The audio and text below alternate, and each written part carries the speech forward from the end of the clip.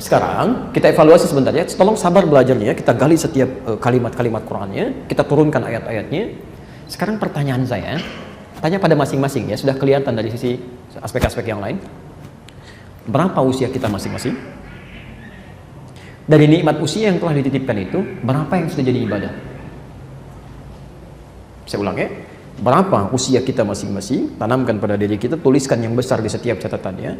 Dari sekian waktu yang Allah berikan pada kita, berapa yang sudah menjadi ibadah? Hati-hati. Misal saja, ada penelitian, kita ambil contoh Quran aja, ambil contoh Quran. Tentang pertanyaan ini ada di Quran, surah ke-46, Al-Ahqaf, ayat 15. Posisi paling kiri sebelah atas, di mushaf standar. Bismillah.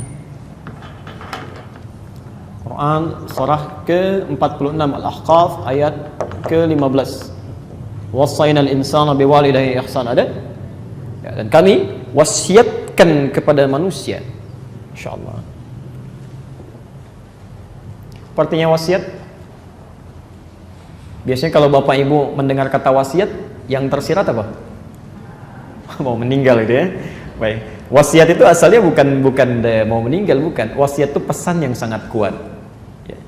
Kenapa sering diidentikan dengan orang yang akan wafat? Karena biasanya begini, pesan orang akan meninggal itu lebih bisa didengar, lebih kuat nilainya dibandingkan dengan sebelum dia berada dalam keadaan demikian.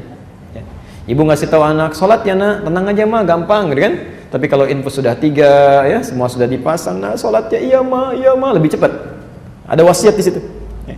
Jadi kalau diartikan orang akan meninggal, jadi keliru. Allah memberi wasiat dan Allah tidak meninggal. Artinya kalau ada pesan di Quran dikaitkan dengan Allah menggunakan kata wasiat, itu artinya pesan ini begitu penting, sangat kuat dan harus dicamkan oleh setiap yang mendengarnya. Wassaynal insana biwalidayhi ihsana. Kami wasiatkan pada setiap manusia agar berbakti pada kedua orang tuanya. Maaf, saya agak cepat setelah diterangkan mengandungnya, menapinya, merawatnya dengan lelah segalanya. Lihat ujungnya. Maka tatkala anak itu tiba di usia 40 tahun, 40 sana. 40 tahun.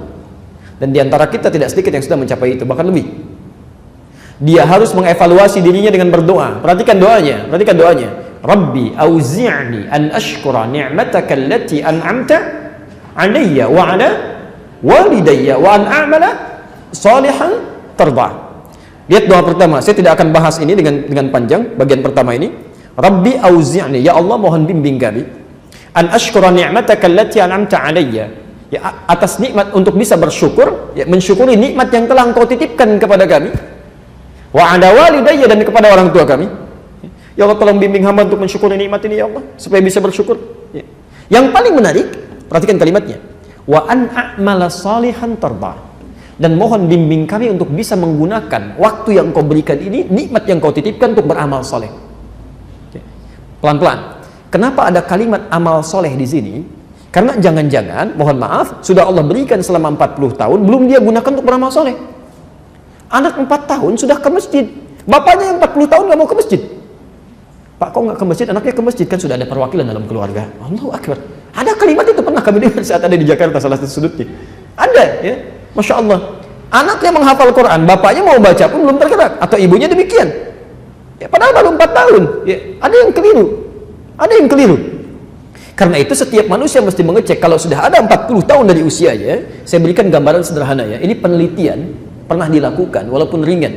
Ya, walaupun ringan. Umumnya, walau tidak semuanya, umumnya setengah usia manusia itu dipakai tidur. Jadi kalau orang diberikan 40 tahun, setengahnya 20 tahun itu umumnya dipakai tidur. Dari mulai kecilnya, dewasanya, tidur siangnya, tidur malamnya, macam-macamnya. Jadi kalau 40 tahun yang digunakan tidur berapa tahun? 20 tahun. Yang digunakan beraktivitas 20 tahun. Perhatikan. Apakah saat kita beraktivitas semuanya benar? Tidak, mungkin ada salahnya. Mata salah, telinga salah, lisan salah, sampai ke ujung kaki. Saya mau tanya, dari 20 tahun ini berapa yang sudah dipakai ibadah? Baik, ya. Misal, jangan terlalu pesimis, ambil setengahnya. Bisa 10 tahun. 10 tahun. Jadi kalau orang usia 40 tahun yang bernilai dalam pandangan Allah, misal saja ya, dari 40 tahun ini cuma 10 tahun bekal yang dibawa pulang. Pertanyaan kami, berapa dosanya? Sudah tadi ya, setengah kita ambil misal. Dari 10 tahun ini, pertanyaan selanjutnya, maaf, dari 10 tahun ibadah, apakah sudah pasti diterima? Belum. Apa syarat diterima? Ikhlas. Quran surah Al-Bayyinah 98 ayat kelima. Wa ma umiru illa liya'budullaha mukhlishina lahuddin. Dari 10 tahun ibadah, berapa tahun yang ikhlas? Salat yang ikhlas, baca Quran yang ikhlas, infak yang ikhlas. Misal ambil 5 tahun setengahnya, misal saja 5 tahun. Jadi orang usia 40 tahun membawa bekal yang tidak bermasalah kepada Rabbnya, misal cuma 5 tahun saja, dosanya berapa tahun? Ya, coba dicek. Dan dalam keadaan ini masih menginginkan untuk bisa masuk surga. Masya Allah, kan aneh dia, aneh ya. Pasti ada yang salah, pasti ada yang keliru, ya. Ada yang keliru. Ya. Perhatikan pelan-pelan ya. Kalaupun misalnya orang ini dosanya berimbang, taruhlah dari semua ini diabaikan, dosanya 5 tahun juga satu hari aja. Ya. Masya Allah. Ada orang punya amal baik 5 tahun, amal jeleknya 5 tahun satu hari. Masih banyak yang mana amalnya? Yang jeleknya masuk kemana? Ya. Fa amma man khaffat mawazinu fahuwa fa ummuhu hawiyah. Ya. Tapi kalau ringan timbangan amal baiknya, berat amal buruknya, maka tempat kembalinya hawiyah. Ya, neraka bagi dia. Itu luar biasa. Karena itulah kita minta kepada Allah supaya dibimbing untuk beramal soleh, an-a'mala solehan. Yang jadi masalah, orang beramal soleh pun belum tentu Allah ridha. Jadi jangan anda kira kalau anda baru salat Allah terima, belum tentu. Ya, belum tentu. Karena orang salat pun kata Quran itu ada 2 jenis. Quran surah keempat An-Nisa ayat 103, posisi paling kanan di atas ke pertengahan sedikit. Fa idza qadaytumus shalah fadhkurullaha qiyaman wa qu'udan wa 'ala junubikum. Masyaallah. Fa idza qadaytumus shalah, kalau anda waqaf di sini baca Qurannya. Fa idza qadaytumus shalah, maka jika salat telah tuntas anda tunaikan. Maka jika kewajiban salat telah anda tuntaskan, kalau waqaf di sini, ini kata para ulama menunjuk pada golongan yang pertama, yang motivasi salatnya hanya menuntaskan kewajiban saja. Yang penting sudah salat. Mau khusyuk atau tidak itu bukan persoalan. Ya, maaf, mau lambat atau cepat itu bukan urusan. Yang penting saya sudah sholat. Jadi kalau ditanya, Pak kok cepat sekali? Ya, kan yang penting sudah sholat. Masya Allah, gitu kan? Baca apa tadi? Ya, kan sudah hafal. Al-Fatihah dibaca tiap hari misalnya. Ada jawaban seperti itu. Nah, itu golongan yang pertama. Jadi kewajibannya terangkat tapi tidak mendapat manfaat dari ibadahnya. Ya, yang kedua, fadhkurullaha. Maka sholat yang dia lakukan akan langsung mengingatkan dia dengan Allah. Ya, Masya Allah. Jadi kalau orang sholatnya berhasil, makanya disebut sholat dari kata silah. Silah itu nyambung, tersambung erat. Jadi kenapa disebut sholat? Karena ibadah sholat ini melatih kita untuk tersambung dengan Allah dalam setiap liku kehidupan kita. Jalan ingat Allah, duduk ingat Allah, Masya Allah, mau tidur pun ingat Allah. Itu fungsinya. Ya, coba dari sekian sholat yang telah kita tunaikan, berapa yang menjadikan kita ingat pada Allah? Jangan-jangan baru keluar sholat tidak ingat dengan Allah. Ada yang begitu, Bu. Ya. Kan jadi aneh ya, ada orang keluar dari rumah Allah kehilangan sandalnya, padahal baru sholat. Apa yang salah? Artinya saat dia gunakan sandal dia nggak ingat. Sebab kalau ingat Allah tidak mungkin orang yang ingat Allah melakukan maksiat, itu mustahil. Orang mau minum, ketika dia akan minum ingat Allah seperti yang kami sampaikan, maka dia akan tidak akan pernah menyentuh minuman yang tidak disenangi oleh Allah karena dia sedang ingat dengan Allah. Dia tahu Allah melihat. Dia tahu Allah mendengar. Orang yang ingat Allah karena didengar oleh Allah punya sifat as-sami', maka dia tidak akan mengeluarkan kalimat-kalimat yang tidak Allah sukai. Semua. Maka dari itu kembali lagi, berapa aktivitas kita yang sudah menjadi ibadah. Itu pun yang sifatnya iyaka karena Allah, bukan karena yang lain. Karena itulah mari kita evaluasi ketika kita mengatakan dalam sholat iyaka na'budu, itu kita sedang berkomitmen. Dicek lagi, Pak Bu. Ya Allah, apa salah saya sampai saya sholat ini? Apa yang kurang-kurangnya? Apa yang belum jadi ibadah? Dievaluasi. Sangat-sangat luar biasa kalau ada orang setelah sholat, tiba-tiba dia keluar dari komitmennya, padahal baru menyampaikan pada Allah barusan. Saya mau ibadah, tapi dia melanggar kata-katanya sendiri.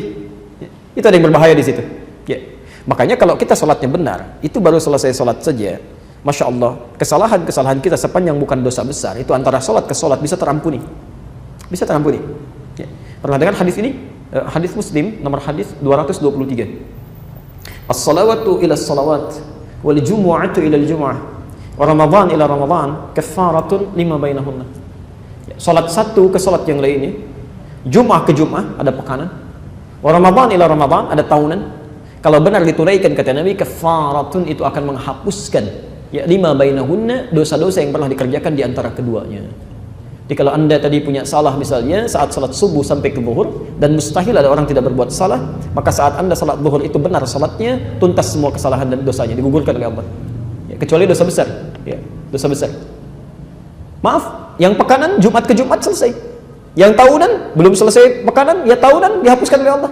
Ramadan digugurkan. Ya. Makanya kata Nabi, maaf, bu'dan liman adraka Ramadan falam yughfar lahu.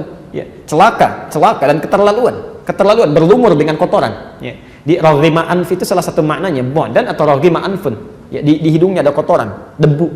Ya. Celaka orang yang diberikan Ramadan tapi dia tidak mampu beristighfar kepada Allah di bulan Ramadan itu yang bisa mengampuni dosanya. Dikata Nabi, orang yang keluar dari Ramadan, alumni Ramadan, tidak terampuni dosanya, itu orang celaka. Ya, bahaya dalam hidupnya. Baik.